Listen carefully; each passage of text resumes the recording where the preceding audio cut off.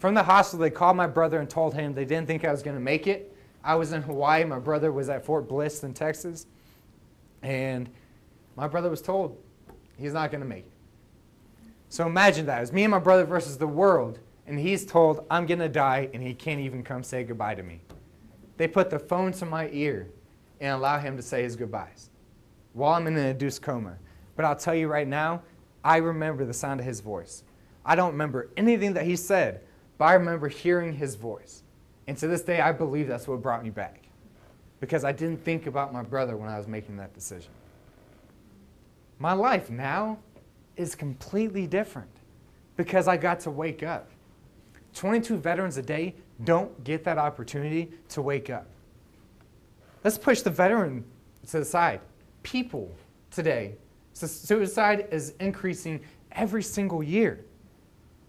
A couple months ago, there was a 6-year-old that killed themselves. It was on the news. A 6-year-old committed suicide. These people don't get to wake up and realize they made a mistake. I got that opportunity, and when I woke up after that near-death experience, my world changed. And it's because I had the opportunity to see what I hadn't seen before. And I started talking about my problems.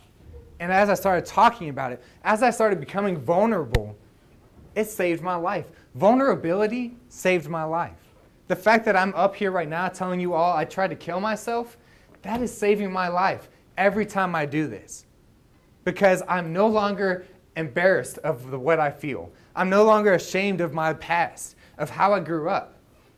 I wear it as pride now. I've made it through hell and I came out alive. And that's something to be proud of. So when you face problems in your life, you make it through it and you come out alive. That's surviving in life. You survived. All right? And that's the first step. The first step is surviving it through those bad times. The second step is thriving. All right? Surviving is not living. I could be working some desk job, doing whatever I have to do to make it in life right now. And I could be making that bi-weekly paycheck with health benefits and all that. But that's not living. That's not what I want to do. What I do now is I save lives. That's thriving.